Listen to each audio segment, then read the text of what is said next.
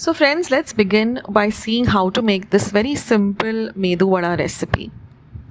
Now here I've taken 2 cups of udid dal and we're going to wash it really well. So first the water comes very murky. So till you get clear water, wash the dal really well. So I washed it about 3 times under running water.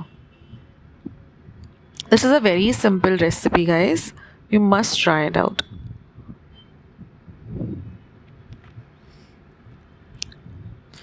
So after washing the udid dal really well,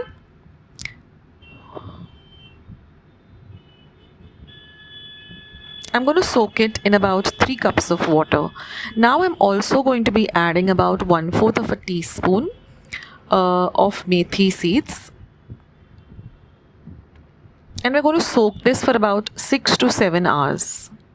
After that, I'm going to drain out all the water and I'm going to add some ginger, some salt and some green chillies.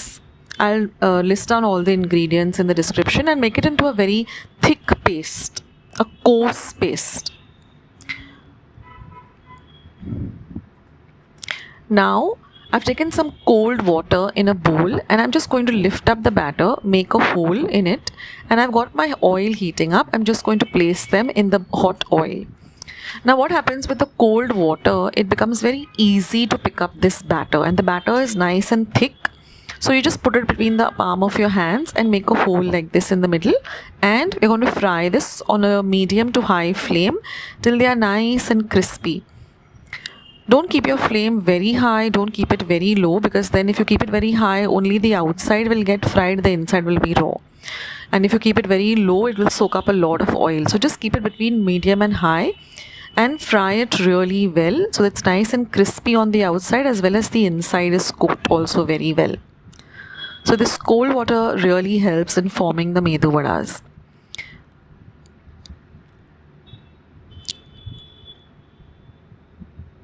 So I added about 1 inch of ginger, about 2 light green chilies and salt to taste. That's all you have to add.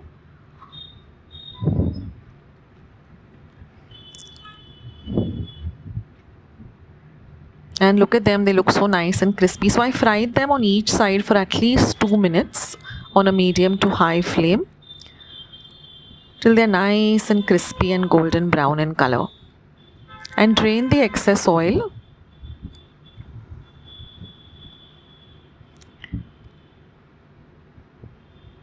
And in the same way, we'll make the remaining.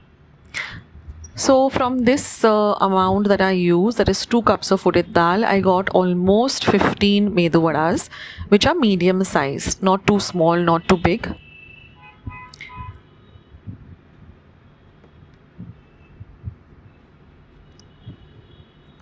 So in this way, you can make these lovely Medu Vadas.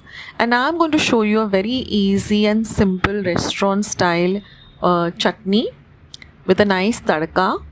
And then I'm going to show you a super simple sambar recipe. So you can make all of this and enjoy a lovely restaurant style Medu Vada, chutney and sambar, either for your breakfast or for your light lunch.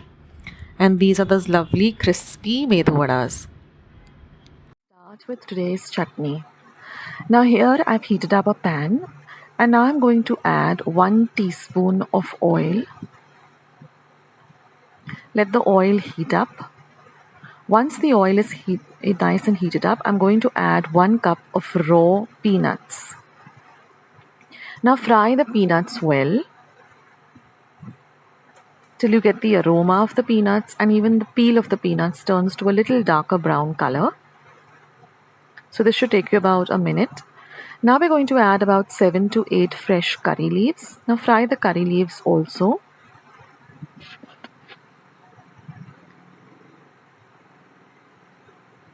Next, I'm going to add 3 green chillies that I've just cut up into halves. Now, I generally use the light green chillies because they're not very spicy. The dark green chillies are spicy.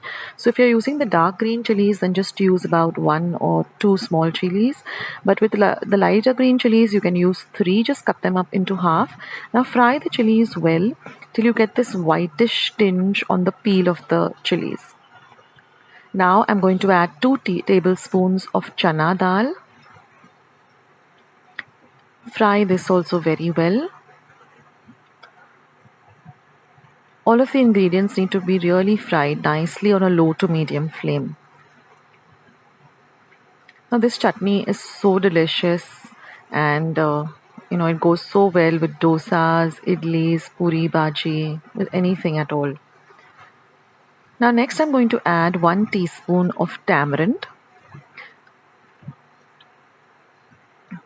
Fry all of it well till you get the aroma of all the ingredients for at least a minute. It's important to fry all of the ingredients for a minute.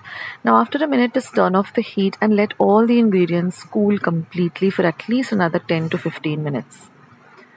Now once all the ingredients have cooled completely, we're going to transfer it to a mixer jar.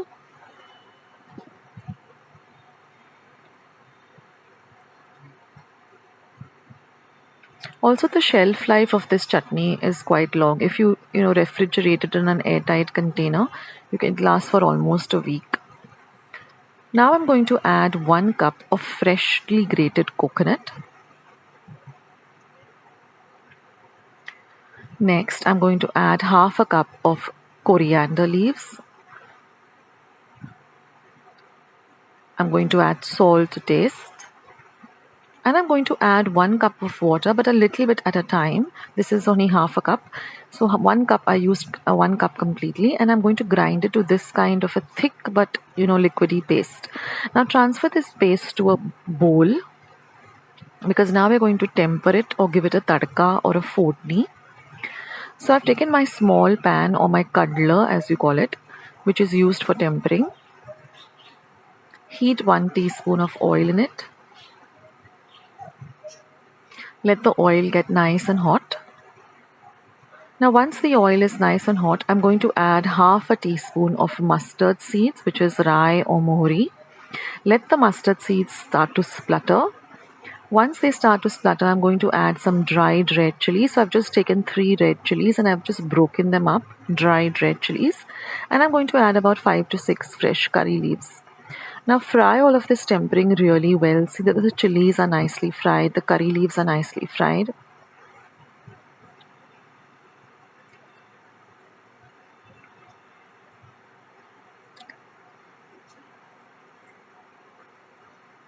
So this tempering also adds a lovely flavor to this chutney. And now I'm just going to add the tempering to this paste or the chutney.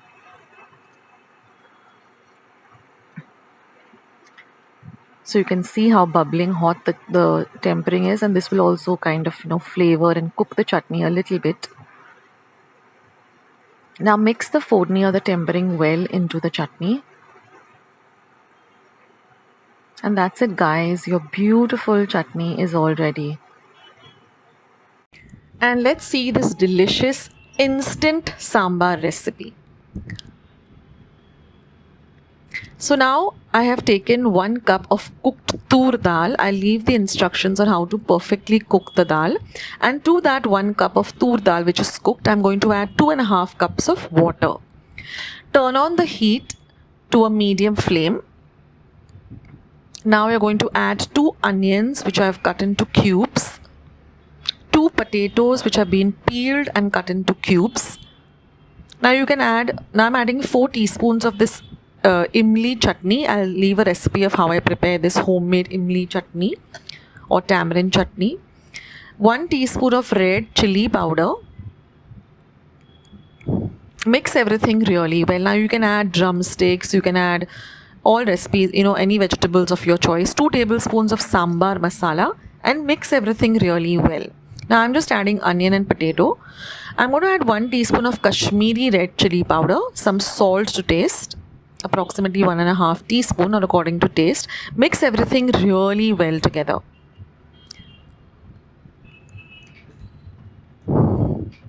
Cook this for 10 minutes on a very low flame till the potatoes are nice and cooked. You can check by just cutting the potato, and if it cuts easily, that means it's cooked. Now we're just going to prepare a tempering. So I've heated 2 tablespoons of ghee. Once the ghee is hot, I'm going to add half a teaspoon of mustard seeds. Then I'm going to add half a teaspoon of methi seeds, half a teaspoon of cumin seeds, and 1/4 teaspoon of cumin seeds and 1/4 teaspoon of hing and 2 dried red chillies which I've cut into smaller bits, and some fresh curry leaves. And now all you have to do is just fry everything really well on a low heat. Turn off the heat, and now we're going to add this to our lovely sambar. So this is a very easy and quick recipe. So I hope you give it a try, and I'll leave all the instructions and ingredients in the description box below. So hope you try out this recipe, guys.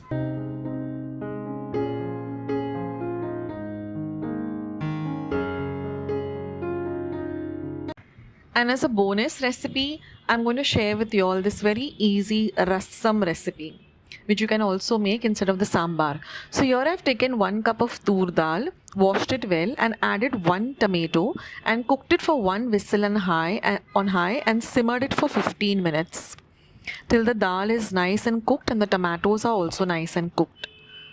So this is how the dal looks once it is cooked.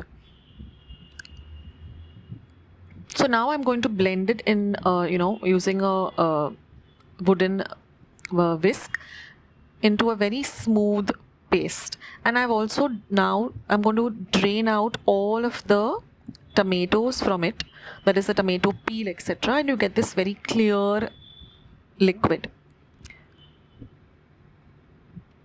Now besides that, you're going to use some dried red chillies, some curry leaves. This is some mustard seeds, about half a teaspoon of mustard seeds, half a teaspoon of asafoetida or hing. This is 2 tablespoons of rasam powder, half a teaspoon of haldi or turmeric powder, 1 teaspoon of red chilli powder. This is about 1/4 teaspoon of methi seeds and a lime-sized ball of jaggery or ghee, some salt to taste. So now I've heated up my oil, about 1.5 tablespoon of oil. Once the oil is nice and hot, I'm going to add the mustard seeds.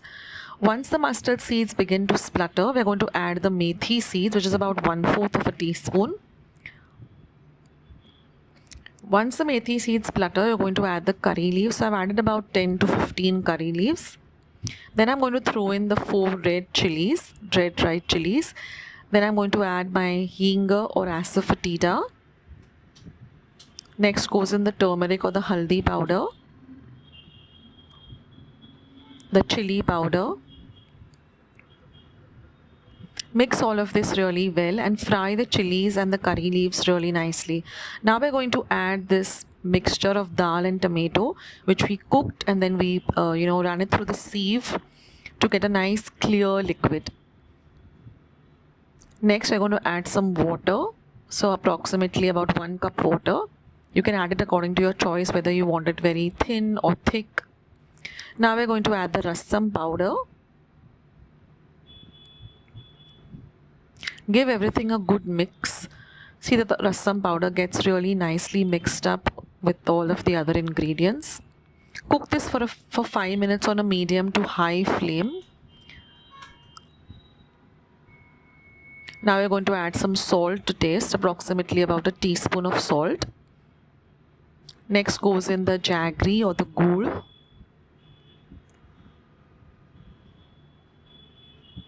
Mix everything really well.